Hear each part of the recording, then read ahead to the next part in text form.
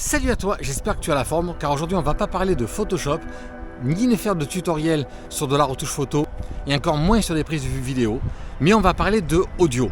Alors, c'est plus une astuce que je vais te donner, elle n'est pas forcément très académique, mais elle m'a fortement dépanné il y a quelques semaines de cela sur une tournage d'une cérémonie laïque. Alors cette astuce peut servir pas forcément que pour du mariage, mais pour d'autres manifestations où la captation d'audio te sera vitale. Le cas particulier que j'ai pu avoir, c'était donc sur nos cérémonies laïques où les mariés ne voulaient pas qu'on leur accroche un micro type cravate pour pas dénaturer leur robe et costume. De plus, la partie sonorisation assurée par le DJ ne possédait pas de table de mixage sur laquelle je pouvais me raccorder pour récupérer l'audio. Et c'est à ce moment-là, en se rendant compte qu'on était très limité pour la prise audio, qu'on a décidé d'utiliser ces DJI 2 que nous avons achetés il y a quelques mois de cela, afin de pouvoir faire quelque chose qui est assez peu académique, mais qu'on était curieux de voir le résultat. Et de toute façon, on n'avait pas vraiment le choix, il fallait qu'on essaie. En effet, vu qu'on ne pouvait pas donc connecter nos DJI 2 sur les mariés eux-mêmes, il a fallu qu'on trouve donc une autre solution afin de pouvoir capter correctement le son de la cérémonie laïque et des mariés. Alors on va basculer tout de suite sur un plan que j'ai pu te dresser afin que tu comprennes bien l'implantation de cette cérémonie et les contraintes, et ça nous permettra ainsi de mieux comprendre pourquoi on a fait ce choix-là. Alors voici l'implantation de notre cérémonie laïque afin que tu comprennes bien notre problématique et comment on a pu résoudre cela. Dans un premier temps, là tu as donc l'arche, tu as les mariés qui sont positionnés ici. Sur ce côté-là, donc tu as le maître de cérémonie, la foule qui est assise juste ici. Ensuite, tu as donc les haut-parleurs du DJ qui sont positionnés donc en fond de cérémonie laïque, ce qui nous a posé également un petit problème puisque les micro-canons qu'on avait positionnés en avant, eh bien, assez difficile donc de capter correctement le son venu de l'arrière. D'accord.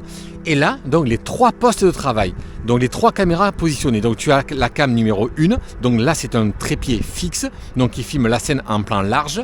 Tu as ensuite la cam numéro 2. Donc la cam numéro 2, c'est ni plus ni moins que moi, donc c'est un plan mobile, je ne reste pas toujours dans cet endroit-là, donc pour capter mes images. Et la cam numéro 3, donc c'est ma collaboratrice qui est positionnée donc ici, pour capter donc un autre angle.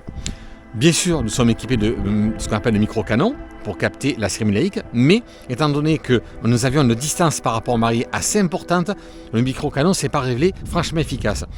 Mais par contre, cela nous aura permis d'avoir un son suffisamment audible pour justement caler la piste que nous allons justement essayer d'avoir la plus parfaite possible, et cette piste que nous aurons la plus parfaite possible sera faite avec l'astuce suivante. Alors en général, ce genre de problème nous ne l'avons pas parce que lors des repérages sur un tournage, on a bien sûr, comment dirais-je, on étudie toutes les possibilités d'implantation pour nos micros, voir un peu comment on va pouvoir capter correctement la scène. Là, ça s'est décidé au dernier moment, enfin, c'était pas prévu que en fait ça vire mal comme ça, si je puis dire. Donc, l'astuce qui est la suivante, c'est que nos petits DJI 2, donc étant donné qu'on ne pouvait pas effectivement les positionner sur nos mariés, je les ai récupérés et devinez qu'est-ce que j'en ai fait.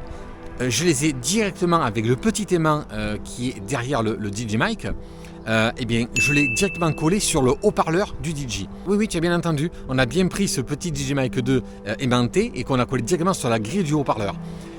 On n'était pas forcément convaincus. D'abord, dans un premier temps, après un premier test, on avait peur que ça l'arsène, mais ça n'a pas du tout généré de l'arsène, donc déjà plutôt point positif. Et deuxièmement, on ne savait pas comment ça allait gérer les pics ou les faiblesses audio que le DJI Mic pouvait, je dirais, capter. Lors du montage, que la qualité audio était impressionnamment bonne. D'abord, il y avait du vent, mais équipé de la petite bonnette et collé à même sur le haut-parleur, eh bien le vent avait du mal justement à toucher la bonnette. On avait vu un petit peu le sens du vent, on s'était rendu compte qu'en le collant sur la grille, eh bien, il n'y avait pas un vent direct sur le DJI Mic. Donc ça c'est plutôt positif parce que le vent là nous a finalement pas posé de problème, bien au contraire, je dirais il nous a plus ventilé durant la cérémonie laïque pour pas crever de chaud, mais en aucun cas nous a gêné pour la prise audio.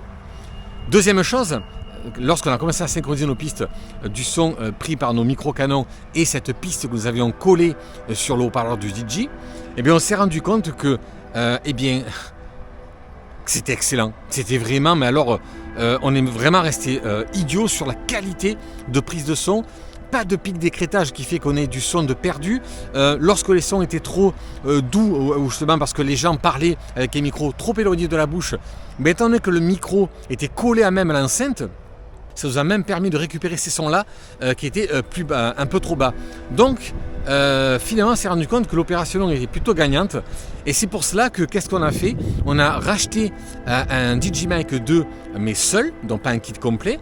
Et maintenant, à chaque prise de vue que nous faisons, du moins à chaque captation que nous faisons, eh bien, même si nous ajoutons le micro-cravate à nos interlocuteurs, mais sur le haut-parleur du DJ ou de la personne qui sonorise, je dirais, la cérémonie ou tout autre événement, eh bien, on colle ce petit DigiMic dessus et on sait qu'à quelque part, on aura une piste audio qui sera moins bien captée, pas saturée, et vraiment, nous, ça nous a bluffé. Pourtant, je te l'avoue, hein, c'est loin d'être académique, mais par contre, c'est une solution qui peut te sortir un petit peu de la panade en te disant « mince, j'avais pas prévu ça, comment réagir ?» Et bien là, je te propose cette solution-là qui permet de réagir et finalement de capter un son plus qu'acceptable, hein, avec un peu de traitement audio derrière. C'est hallucinant comme le rendu est intéressant. Alors je ne sais pas si avec d'autres micros ça marche aussi bien, mais en tout cas avec ceux-là qu'on a pu tester, ça s'est avéré à chaque fois terriblement efficace et pour l'instant pas déçu. Alors c'était juste un petit truc astuce que je vais te faire partager, parce que lorsqu'on travaille seul ou alors qu'on est simplement deux, parfois ça peut vite virer au vinaigre lorsqu'il y a un imprévu qui arrive. Et ce genre d'imprévu, eh bien, on a réussi à y pallier et surtout avec succès. Voilà, ça a été un vrai petit succès au niveau de cette correction de problème. Donc voilà, on était heureux de vous la faire partager et j'espère que ça te dépannera. Sur ce, on se retrouve bientôt sur un nouveau tuto. Passe une belle journée. Salut!